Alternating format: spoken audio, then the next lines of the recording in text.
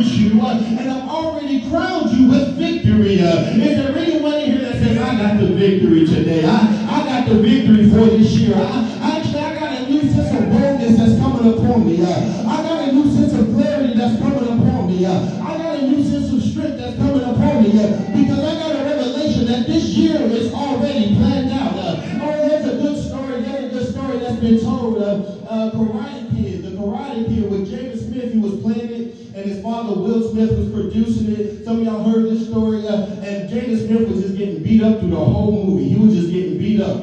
And yet he came to the end, and he came to the end of the karate. He had a karate case, and whenever he had a karate fight, Jaden Smith won the karate fight. He was hurt, he was bruised up, he was beat up, but he won the fight. And yet the son and father that was watching the movie, the dad was like, son, that's a good movie, huh? And the son looked up at dad and said, yeah, that it was. He said, I bet you didn't expect that ending because all the beat-ups that he had and all the bruises that he had. And the little boy said, no, daddy, I knew that Jaden was going to win. And the daddy looked at him and he said, why, son? He said, because his father produced the movie. And when your father is the producer of your life and the producer of the movie, you can go through life, you're going to get bumps, you're going to get bruises, you might get beat up sometimes, you might struggle sometimes, but when it comes to the end of that war, God says you're going to win the war, you're going to be walking with your heads held high.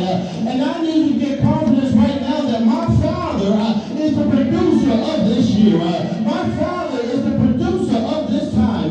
My father is the producer of this season because he has surrounded us and crowned us with the crown of life. And you know, we love to be so prophetic here. You know, we love to talk about this. You know, Bishop, I seen a poster back there that says 2026. That said 2006, over 20 years ago, it said every time I turn around, God keeps blessing me. And I come to let you know that that's a prophetic declaration for this year because God has already surrounded us, that you need to go ahead and preach and prophesy to yourself and say, every time I turn around, he's going to keep blessing me. I'm going to turn around in Walmart. I'm going to turn around in my home. I'm going to turn around in my family. I'm going to turn around at the reunion. I'm going to turn around. Why? Because I'm surrounded by his goodness. I dare someone to declare right now and show with a voice of triumph that I'm surrounded by his goodness. I'm surrounded by his grace. I'm surrounded by his love. I don't care what anyone's trying to do to me. I don't care if that man is not trying to love you right. I don't care if that woman is not trying to love you right. God said, I'm loving you. I don't care if your co-worker's not trying to act right. God said, I got your side. I don't care what's going on in your life. When you're walking around with the attitude that God has already surrounded me, you're walking around with a great new confidence upon you that is surrounding me. But understand this, that the tension comes in the years. Right. I haven't been through a year where it was perfect. I've been young and I've been old. I've never seen the righteous forsaken, nor the seed begging bread. Amen. I know I'm 33 years old. I've seen a lot of life and I got a lot more life to see. God willing. Yes, Lord. But I understand that I have not been through a year where it was perfect.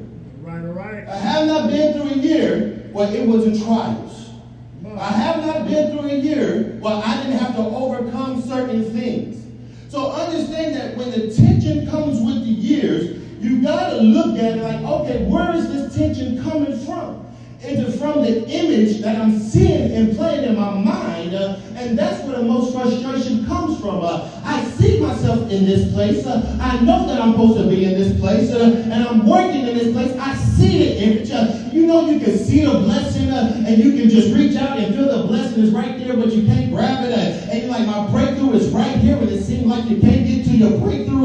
That tension that is coming about, that tension that is coming abrupt upon you. But I understand this, that whenever you are walking, the Bible declares in Romans 8 that nothing shall separate us from the love of God. So if nothing is going to separate me from the love of God, I'm not going to have tension with the year, and I'm not going to have a problem with the year, because when the enemy comes in like a flood, God will raise up a standard upon my life. So no matter what, when the enemy is trying to come into my family, or the enemy is trying to come into my mind, or the enemy is trying to come into my body, or the enemy is trying to come into my life, I understand that God is raising up a standard. standard. Tell yourself right now that there's a standard being raised in my life. There's a standard being raised in my life. And what I love about that is that no matter how high you go, no matter how many levels you reach, that level, that barrier will still build up. So no matter how high you go, so say there's no limit to my protection. There's no limit to my protection.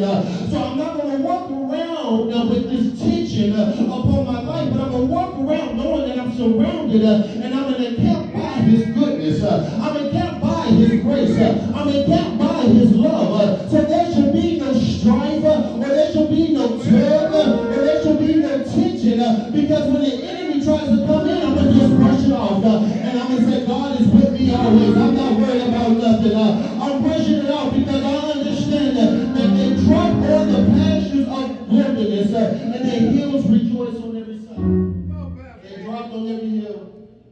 Another part is that we see an image and we go to the place where God wants us to go to, and then we don't see the image when we get to that place.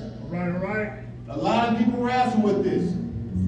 And I tell my wife all the time, there's no such thing as a perfect scenario.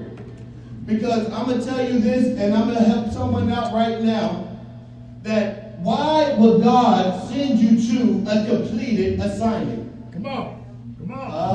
What are you saying, young pastor? Well, I'm saying, if you are a missing piece to complete something that God has assigned you to, then that means that there is a piece and a void that is missing in that assignment, that is missing in that season, that is missing in that place, and you are the missing piece that is going to complete it. But we as individuals get so carnal in our fleshly ways that when we approach something, we say that this thing is dysfunctional, this thing right here isn't correct, this thing is out of order, this thing ain't even complete. Well, I come to give you notice and news.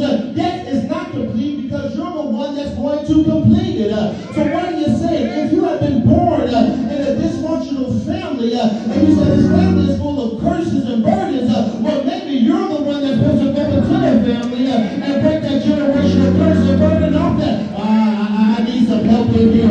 If you're going into a workplace or you're going into a career, maybe you're the missing piece that's supposed to go into. I need someone to understand that I'm the missing piece right now. I understand that it might look messy. I understand that it might look disorganized. I know it might look disgruntled, but let me insert my place. Let me insert myself in this place and watch how this thing get completed. Is there anyone with enough faith right now that says I'm the completion to the work? My family ain't going to be in the same place next year. My mind ain't going to be in the same place next year. My body ain't going to be in the same place next year. I dare someone to give you about a 10-second hand of praise because I'm the completed one. I'm the completed one. So you see what's going on, and there's tension in all around.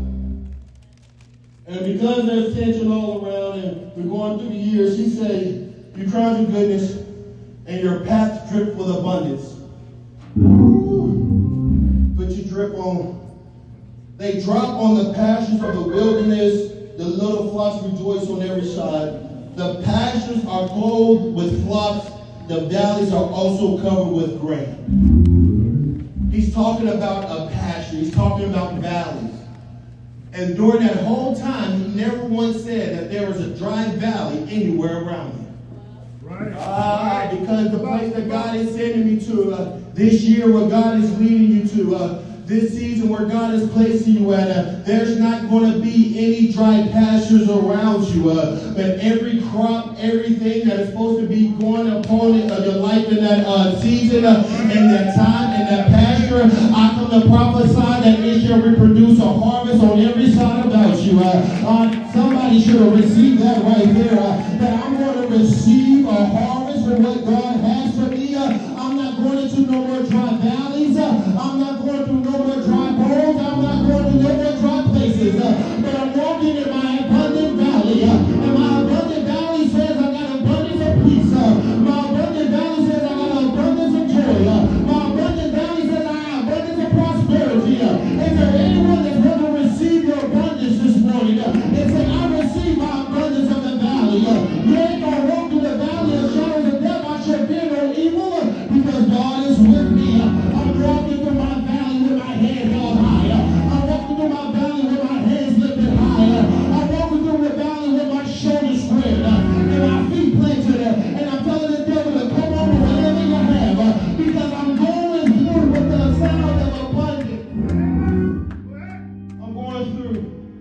about done. So we understand that the number 26